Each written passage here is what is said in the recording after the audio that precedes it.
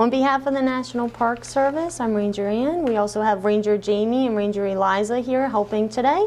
And we just want to give you a special welcome today to Alexander Hamilton's house that he affectionately names the Grange, so Hamilton Grange National Memorial.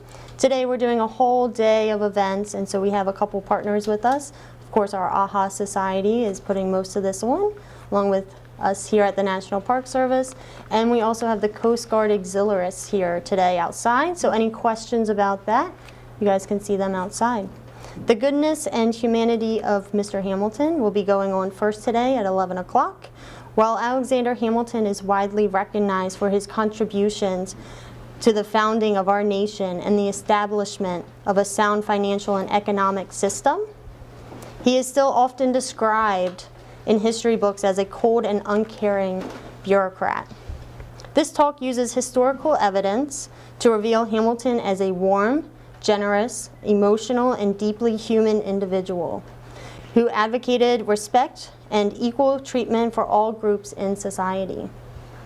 This talk is presented by Mariana Oller, Chair of the AHA Society, an Associate Curator for Special Collections at Wellesley College, and Tom Oller, Vice Chair of the AHA Society and Senior Lecturer in the Writing Program at Boston University. So please welcome them today.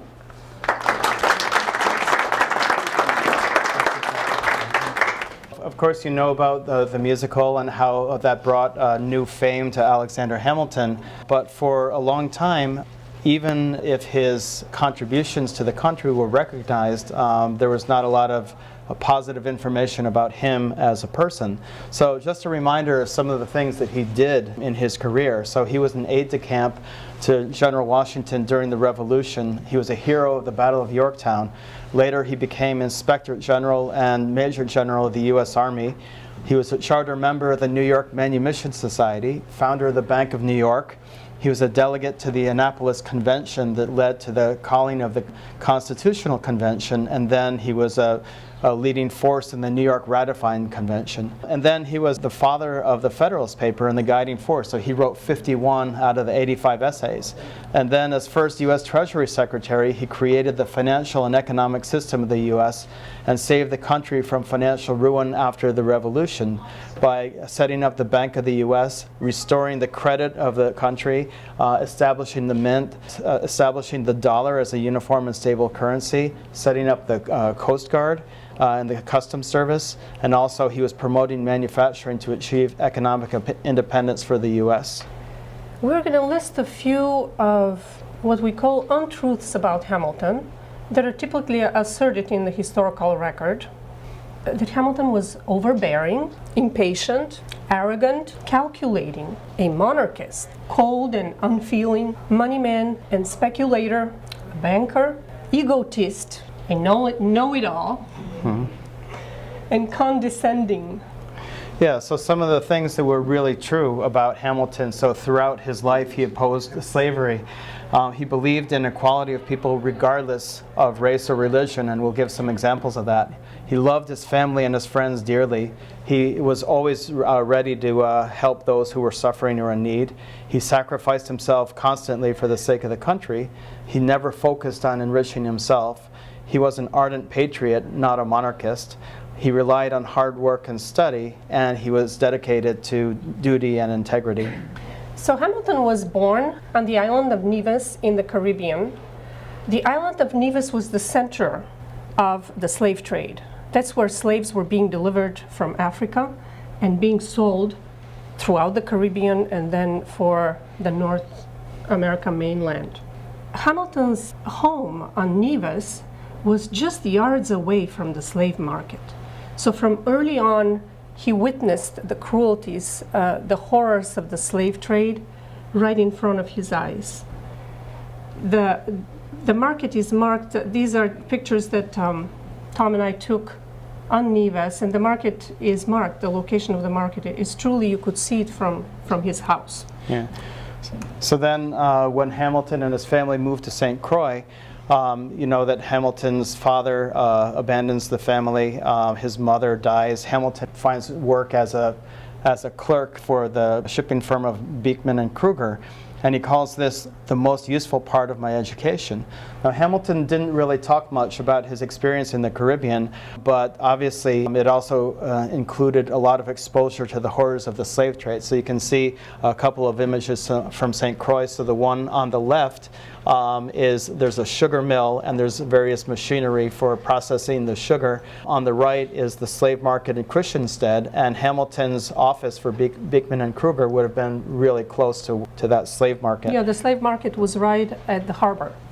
Right. As soon as the ships would come, they would So again, sell the slaves there. Hamilton doesn't say this himself in so many words, but as soon as he had the opportunity to do something about slavery, he took action. So here you see images of Hamilton on the left and John Lawrence on the right. They were close friends, aides de camp of George Washington during the Revolutionary War.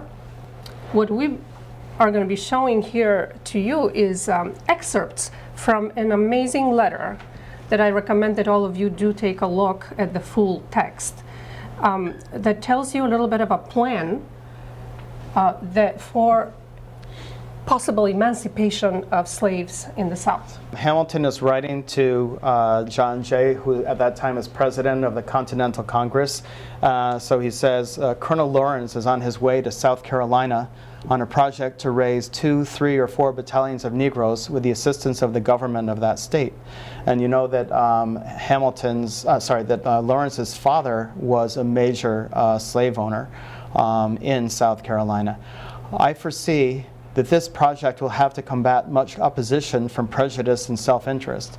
The contempt we have been taught to entertain for the blacks makes us fancy many things that are founded neither in reason nor experience. An essential part of the plan is to give them their freedom with their muskets.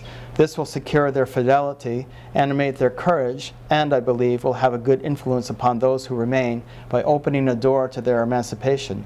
This circumstance, I confess, has no small weight in inducing me to wish the success of the project. So the war had moved from the northern theater down to the south. It was not going well, and Hamilton and Lawrence came up with this idea for this twofold reason of helping the Patriot cause and hopefully ending slavery. He was advocating for the freedom and education of the blacks. He was a founding member of the New York Society for promoting the manumission of slaves. And he was also a co-founder of the New York African Free School that you see an image here, an old engraving. That was in 1787.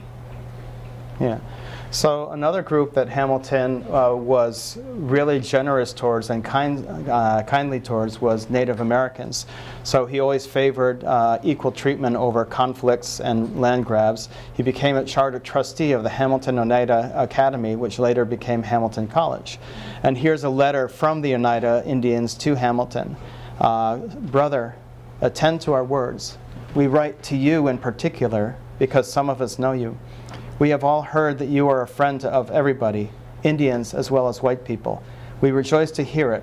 We always want friends among our brothers, the white people. Okay? So this is, and then he goes on to discuss a plan for schooling the Native American children. So this is something that Hamilton was deeply interested in. Another group that we wanted to address is Jewish people. It is known that Hamilton was tutored as a child at a school of a Jewess, a Jewish woman, Anne Nevis, when he was a small child. And as recorded by his son, John Church Hamilton, rarely as he alluded to his personal history, meaning Hamilton has alluded to his personal history, he mentioned with a smile his having been taught to repeat the Decalogue, the Ten Commandments, in Hebrew at the school of a Jewess, when so small that he was placed standing by her side upon a table. So Hamilton, throughout his life, respected Jewish culture and contributions to society. These are just a couple of excerpts from writings of his that we have brought forth. The progress of the Jews from their earliest history to the present time has been and is entirely out of the ordinary course of human affairs. Is it not then a fair conclusion that the cause also is an extraordinary one? In other words, that it is the effect of some great providential plan. And then in an argument by Hamilton in a court case, Le Guin versus Governor and Campbell in 1800, he writes, "Why distrust the evidence of the Jews? Discredit them, and you destroy the Christian religion. Were not the Jews witnesses of that pure and holy, happy and heaven-approved faith, converts to that faith?" Mm-hmm.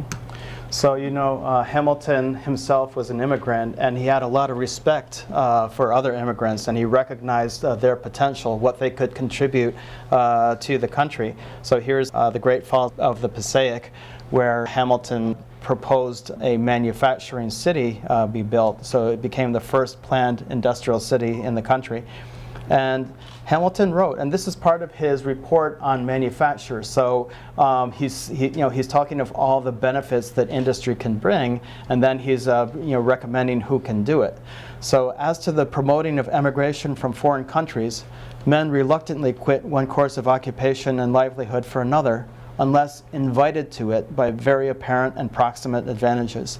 Manufacturers who listening to the powerful invitations of a better price for their fabrics or their labor, of greater personal independence and consequence under the operation of a more equal government, and of what is far more precious than mere religious toleration, a perfect equality of religious privileges.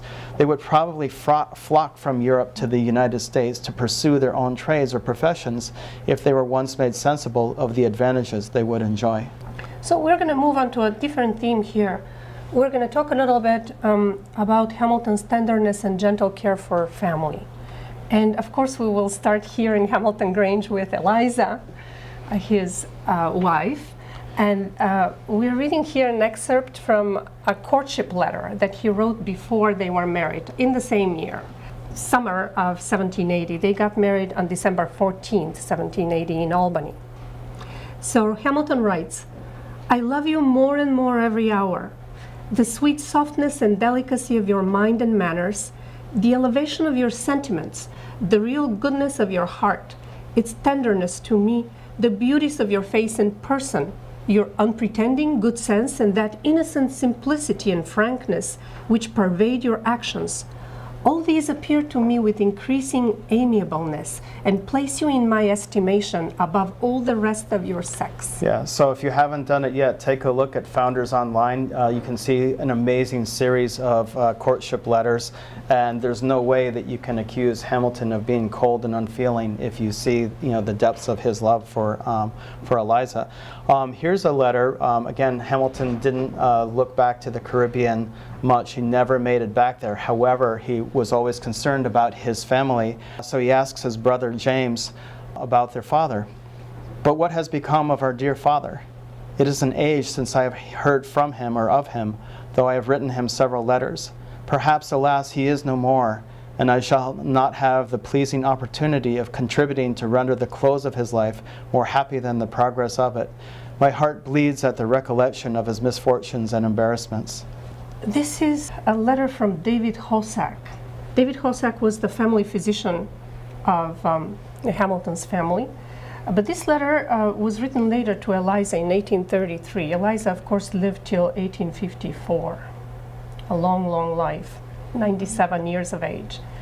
And here David Hossack remembers the time when he first came to the house. They were not yet here at the Grange. They lived in the city. And Philip had a severe illness. Philip, whose picture you see here, is the oldest son of Alexander and Eliza. So he says, "In the course of the night, General Hamilton arrived at his home under the full expectation that his son was no more. But to his great joy, he still lived. When the father knew what had been done and the means that had been employed, he immediately came to my room where I was sleeping, and although I was then personally unknown to him, awakened me and taking me by the hand, his eyes suffused with tears of joy, he observed, 'My dear sir, I could not remain in my own house without first tendering to you my grateful acknowledgement for the valuable services you have rendered my family in the preservation of my child.'" Okay. And here's a sad occasion. This is a letter from Philip Schuyler to Hamilton after the death of Philip's wife.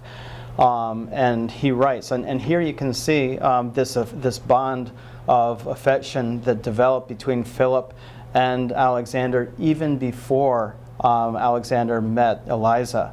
And it continues throughout their lifetimes. So Philip writes, "My dear sir, every letter of yours affords a means of consolation, and I am well aware that nothing lends so much to the alleviation of distress as the personal intercourse with a sincere friend and the endearing attentions of children. I shall therefore delay no longer than is indispensably necessary my visit to you. My trial has been severe. I have attempted to sustain it with fortitude." On the day before the duel, Hamilton writes to Eliza, "My beloved Eliza, Mrs. Mitchell is the person in the world to whom as a friend I'm under the greatest obligations. I have not hitherto done my duty to her, but resolved to repair my omission as much as possible, I have encouraged her to come to this country and intend, if it shall be in my power, to render the evening of her days comfortable. But if it shall please God to put this out of my power and to enable you hereafter to be of service to her, I entreat you to do it and to treat her with the tenderness of a sister." Now, who was Anne Lytton Venton Mitchell? She was the cousin of Hamilton who provided funds to him to come to North America to study. And for this incredible gesture, he was indebted to her for his whole life. Right before the duel, when he had to think of family, he never forgot her. And here's another example of Hamilton's concern for those around him. So going beyond the family, when he first came to America, he was studying in New Jersey. He was living at the home of Elias Boudinot, and sadly, a beautiful daughter of the Boudinots died. And this is a poem written by Hamilton on the occasion of the girl's death, and is told from the perspective of the grieving mother. So, for the sweet babe, my doting heart did all a mother's fondness feel, careful to act each tender part and guard from every threatening ill. But what, alas, availed my care? The unrelenting hand of death, regardless of a parent's prayer, has stopped my lovely infant's breath. So another occasion where Hamilton is showing empathy in a place where not a lot of people would expect it was before and during and after the Revolution. Hamilton registered at King's College, which is now Columbia, but he very soon put aside his studies and became a patriot, and he was very strongly advocating the cause. He became captain of a militia group, but he was against mob rule. He was in favor of treating people lawfully and as they should be treated. So when a mob came to tar and feather the Loyalist president of King's College, Hamilton stood in front of his door and harangued the crowd and bought time for Cooper to escape. Later on, there was another mob that was harassing James Rivington, and they ended up throwing his printing press in the river. Again, this was something that Hamilton was really opposed to, because even though he agreed with the sentiment as a patriot, he didn't agree with the violence and lawlessness. So Hamilton also showed support for soldiers during the war and veterans after the war. He himself, of course, was a soldier. He advocated for the needs of the soldiers all the time. If you read his letters throughout the Revolutionary War, there is not once, not twice, when he would stand up and write a letter to someone to try to procure clothing, usually arms, and to arrange for training. He was always fair while preserving discipline in the army. If something was not allowed for any other officer, he would never ask for such treatment. He objected to British brutality. You could see that throughout his letters. He treated British prisoners of war ethically, as he wanted Americans treated. He argued for payment of war debts after the war and pensions to soldiers to be repaid. He fought for Congress to approve compensation for Baron von Steuben, who is depicted here. And you all know Baron von Steuben, perhaps you have heard the name.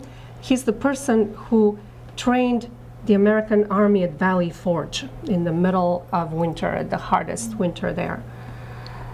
So he was able to procure through Congress a piece of land and some place for Baron von Steuben to retire. So after the war was over, Hamilton took up another line of work. So he studied for the bar and passed, he was able to finish his studies in just a few months and started practicing in New York. And a major part of his work was defending former Loyalists. So what Hamilton thought was that we need all the good hands that we can have helping to build this country. And again, he was against illegal seizure of property and mistreatment of others. So in many cases, including the famous case of Rutgers versus Waddington, he was protecting the rights of these former Loyalists. And in the meantime, he was helping to establish the concept of judicial review. So in terms of helping people in hardship, that is evident throughout Hamilton's life. We have just picked only a very few items here to show you that relate to that part of his character. He and Eliza adopted Fanny Antill, who was a daughter of widowed Colonel Edward Antill. And she lived with them, with the family, for almost 10 years, as part of the family, as their daughter, until she got married to a family in New York. They assisted early on in 1787, Eliza and Hamilton assisted artist Ralph Earl out of debtor's prison. And earlier you saw a portrait of Eliza. That was the portrait done by Ralph Earl while he was in prison. So they were able to bring a lot of their friends and for him to raise some money to get out of prison. Hamilton hosted George Washington Lafayette, the son of Marquis de Lafayette, for 6 months in 1795-96, when Lafayette was still in prison in the now Czech town of Olomouc. He gave money to people in need, and we have evidence that he even gave money to Aaron Burr in the months before the duel. He did pro bono legal work for those in hardship, and that was throughout his career as a lawyer, not just once or twice. That you could see through his account book so many cases where he helped out to people in need. Some examples of Hamilton being the opposite of arrogant and not even taking things that were due to him. So he refused his military pension as a veteran. So later on, this was kind of unfortunate because Eliza, after his death, had to struggle to get it reinstated. He dedicated himself to government service instead of increasing his own wealth. So a lot of times when he could have been serving as a lawyer, he was doing work for the country. The citizens of New York wanted to paint a portrait of him. So instead of showing him in some kind of military garb or showing the trappings of his position as Secretary of the Treasury, they have him just in his ordinary clothes. And this was at Hamilton's request. He didn't want to be showing off. And again, if you look at the love letters, you're constantly going to see Hamilton doubting himself, being not sure that he's worthy of this wonderful woman. Hamilton did not focus on enriching himself, and this becomes evident throughout his letters and throughout his life. This is just an excerpt from a letter to Eliza before they got married, in one of the courtship letters. He writes, "An indifference to property enters into my character too much, and what affects me now, as my Betsy is concerned in it, I should have laughed at or not thought of at all a year ago.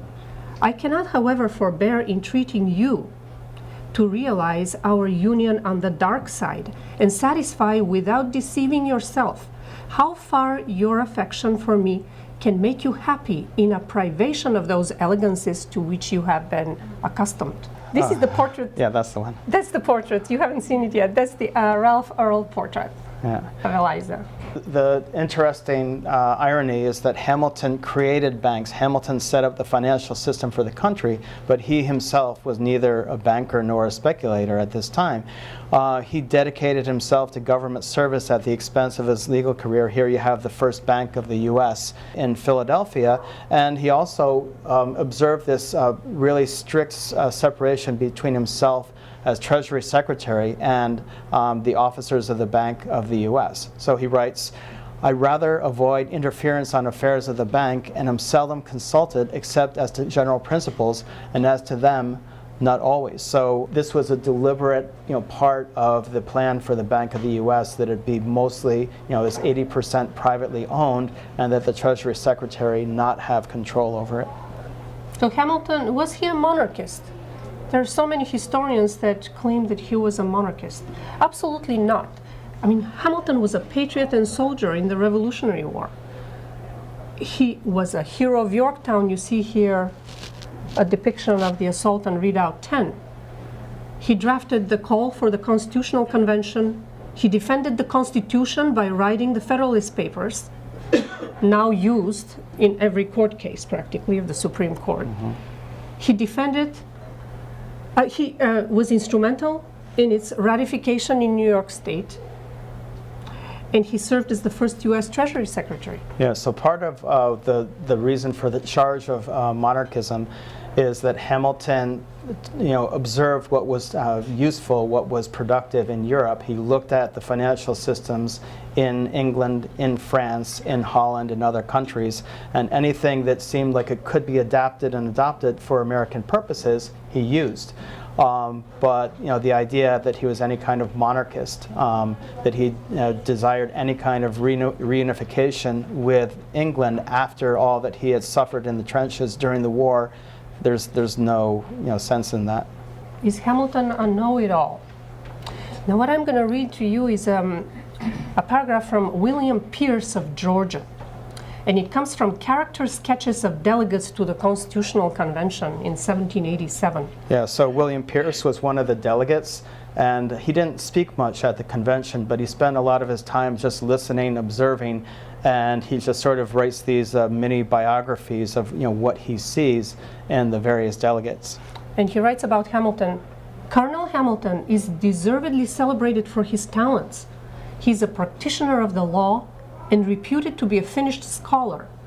To a clear and strong judgment, he unites the ornaments of fancy, and whilst he is able, convincing, and engaging in his eloquence, the heart and head sympathize in approving him. It is my opinion that he is a rather convincing speaker than a blazing orator. Colonel Hamilton requires time to think. He inquires into every part of his subject with the searchings of philosophy, and when he comes forward, he comes highly charged with interesting matter. There is no skimming over the surface of a subject with him. He must sink to the bottom to see what foundation it rests on." Yeah. So, and here's what Washington has to say about Alexander Hamilton. So, and he's writing to John Adams, President John Adams, during the quasi-war with France, when Adams is not very happy with the idea of having Hamilton lead the army. Washington agreed to come out of retirement to head the army only if Hamilton would take care of the day-to-day running of matters in the army. So Washington writes, "Colonel Hamilton was the principal and most confidential aide of the Commander-in-Chief. By some, he is considered as an ambitious man and therefore a dangerous one. That he is ambitious I shall readily grant, but it is of that laudable kind which prompts a man to excel in whatever he takes in hand." Was Alexander Hamilton overbearing? In fact, he worked passionately to help found and stabilize the growth of the country. So was Hamilton arrogant? In fact, he was a dedicated public servant, and he had deep knowledge, strong principles, and a clear vision of what the country could become. Was he calculating? In fact, despite all his knowledge of banking and finance, he never tried to enrich himself. And was he a monarchist? In fact, he was a patriot who fought in the Revolution, was a hero of Yorktown, called for the Constitutional Convention, defended it by writing the Federalist Papers, and served as the first Treasury Secretary. Was he cold and unfeeling? In fact, he was warm, sensitive, and caring towards others. Was he a money man? In fact, he was neither a banker nor a speculator. Was he an egotist?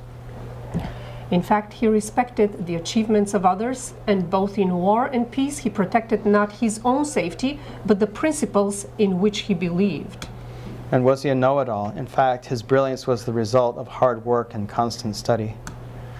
Did he look down on people? In fact, he was ahead of his time in his sincere belief in the equality of people. And we leave you with this thought that Alexander Hamilton, with his contributions to our country and his personal goodness and humanity, remains an inspiration to us all. And we have put down here Founders Online. That is how you can get the texts of all of Hamilton's writings and of all the other major founding fathers. The good thing about going to this source is that you can actually do keyword search. You could search by recipient, by author, by date, kind of narrow down your search. And one thing that I can say, it is amazing to learn history through the sources, through the original primary sources, to get things corrected in the historical record, to get inspired. The best way to learn about Hamilton is to read him, to see who he was and what he did every day. Thank you.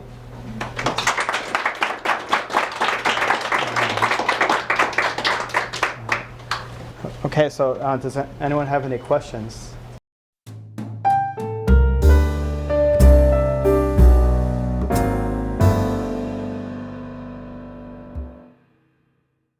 Sure, this is a fair question. So, so you know about the Alien and Sedition Act. So during the Quasi-War, basically, U.S. and France almost came to open, conflict.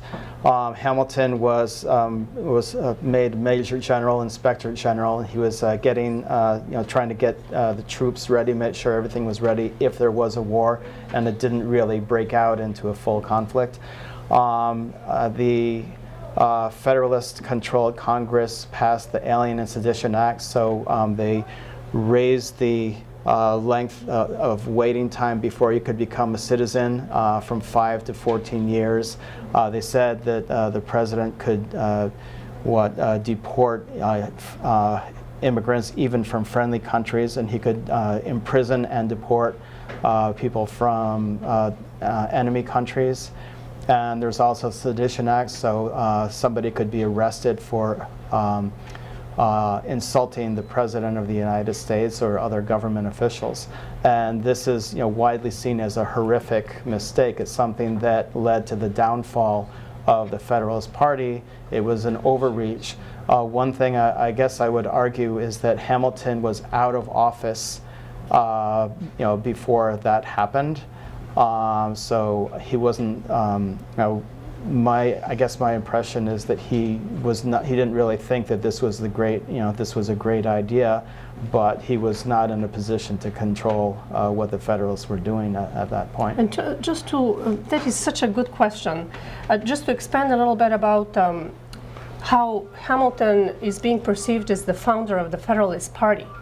One thing that it becomes evident through reading the papers, that although he's perceived as founder of the Federalist Party, he was no party man, never in his life. He had his own principles and beliefs, and if those were different from that party, he would never stand for the party before what he truly believed in. Yeah, so in many cases, he would actually act against the Federalist Party. Right. If he thought that John Adams was not the right person at the time during the election of 1800, yeah. He wrote a pamphlet stating why he thinks that he was not the right person. Well, if you're a party man, wouldn't you want to support your party? Well, Hamilton never did that. He did what he believed was the truth and the right way to go. Yeah, so it was honorable. It wasn't the greatest political strategy, but it was, I guess, what he considered to be the honorable thing to do. Thank you very much. Thank you very much. Yeah, thank you.